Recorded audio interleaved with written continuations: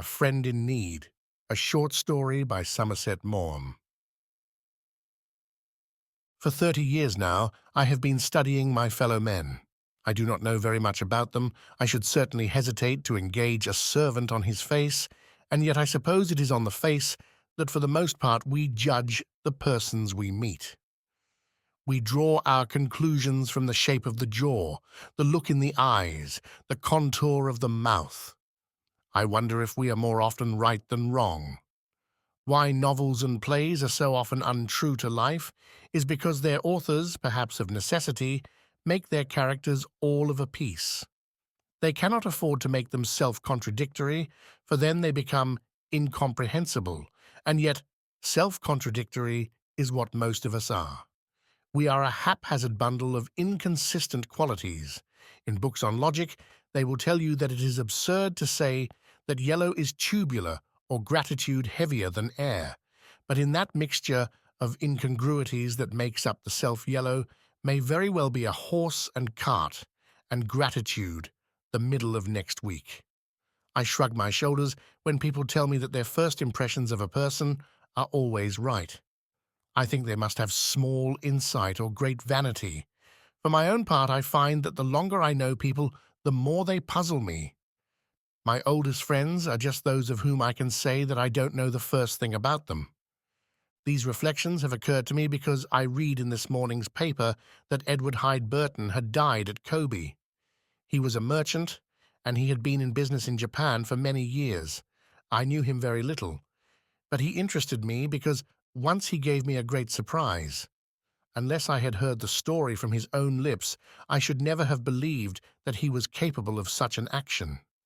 It was more startling because both in appearance and manner he suggested a very definite type. Here, if ever, was a man all of a piece.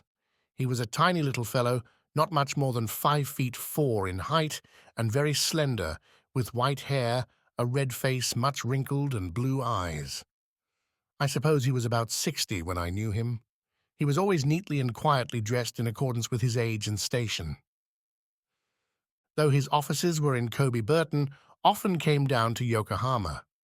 I happened on one occasion to be spending a few days there, waiting for a ship, and I was introduced to him at the British Club. We played bridge together. He played a good game and a generous one. He did not talk very much, either then or later, when we were having drinks, but what he said was sensible. He had a quiet, dry humor. He seemed to be popular at the club, and afterwards, when he had gone, they described him as one of the best. It happened that we were both staying at the Grand Hotel, and next day he asked me to dine with him. I met his wife, fat, elderly and smiling, and his 2 daughters. It was evidently a united and affectionate family. I think the chief thing that struck me about Burton was his kindliness. There was something very pleasing in his mild blue eyes. His voice was gentle. You could not imagine that he could possibly raise it in anger. His smile was benign.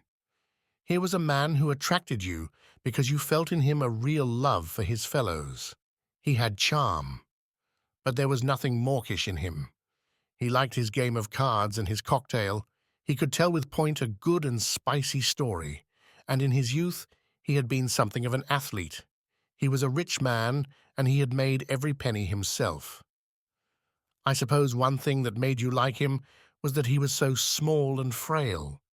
He aroused your instincts of protection. You felt that he could not bear to hurt a fly. One afternoon I was sitting in the lounge of the Grand Hotel. This was before the earthquake, and they had leather armchairs there.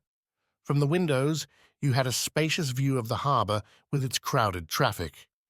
There were great liners on their way to Vancouver and San Francisco, or to Europe by way of Shanghai, Hong Kong, and Singapore.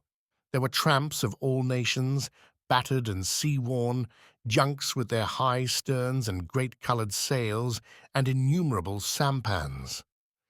It was a busy, exhilarating scene, and yet I know not why, restful to the spirit. Here was romance, and it seemed that you had but to stretch out your hand to touch it. Burton came into the lounge presently and caught sight of me. He seated himself in the chair next to mine. What do you say to a little drink?" He clapped his hands for a boy and ordered 2 gin fizzes. As the boy brought them, a man passed along the street outside and, seeing me, waved his hand. "Do you know Turner?" said Burton, as I nodded a greeting. "I've met him at the club. I'm told he's a remittance man." "Yes, I believe he is. We have a good many here." "He plays bridge well." "They generally do. There was a fellow here last year, oddly enough a namesake of mine, who was the best bridge player I ever met." "I suppose you never came across him in London." "Lenny Button, he called himself. I believe he'd belonged to some very good clubs." "No, I don't believe I remember the name." "He was quite a remarkable player. He seemed to have an instinct about the cards. It was uncanny. I used to play with him a lot. He was in Kobe for some time." Burton sipped his gin fizz. "It's rather a funny story," he said. "He wasn't a bad chap. I liked him. He was always well-dressed and smart-looking. He was handsome in a way, with curly hair and pink and white cheeks. Women thought a lot of him. There was no harm in him, you know. He was only wild. Of course he drank too much. Those sort of fellows always do. A bit of money used to come in for him once a quarter, and he made a bit more by card playing. He won a good deal of mine, I know that." Button gave a kindly chuckle. I knew from my own experience that he could lose money at bridge with a good grace. He stroked his shaven chin with his thin hand. The veins stood out on it, and it was almost transparent. I suppose that is why he came to me when he went broke. That and the fact that he was a namesake of mine. He came to see me in my office one day and asked me for a job. I was rather surprised. He told me that there was no more money coming from home and he wanted to work. I asked him how old he was. 35, he said. "And what have you been doing hitherto?" I asked him. "Well, nothing very much," he said. I couldn't help laughing. "I'm afraid I can't do anything for you just yet," I said. "Come back and see me in another 35 years, and I'll see what I can do." He didn't move. He went rather pale. He hesitated for a moment, and then he told me that he had had bad luck at cards for some time. He hadn't been willing to stick to bridge. He'd been playing poker, and he'd got trimmed. He hadn't a penny. He'd pawned everything he had. He couldn't pay his hotel bill, and they wouldn't give him any more credit. He was down and out. If he couldn't get something to do, he'd have to commit suicide. I looked at him for a bit. I could see now that he was all to pieces. He'd been drinking more than usual, and he looked 50.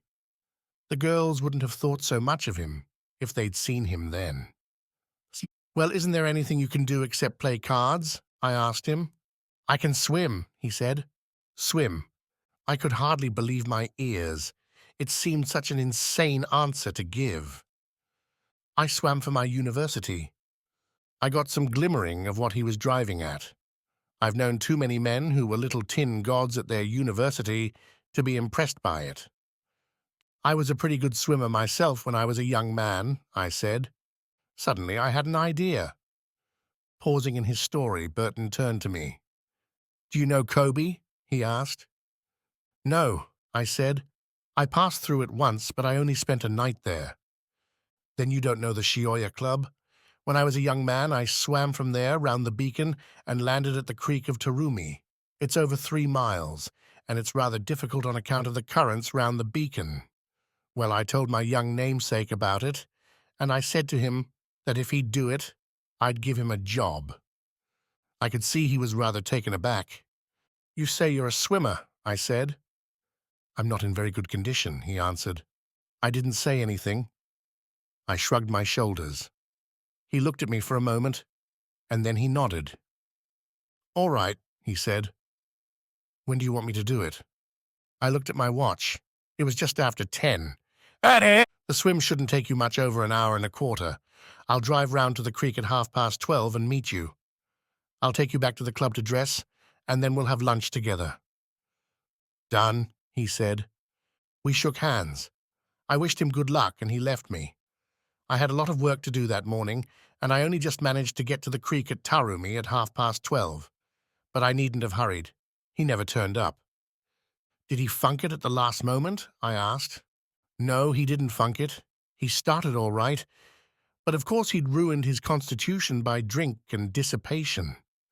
The currents round the beacon were more than he could manage. We didn't get the body for about 3 days. I didn't say anything for a moment or two. I was a trifle shocked. Then I asked Burton a question. When you made him that offer of a job, did you know he'd be drowned? He gave a little mild chuckle, and he looked at me with those kind and candid blue eyes of his. He rubbed his chin with his hand. Well, I hadn't got a vacancy in my office at the moment.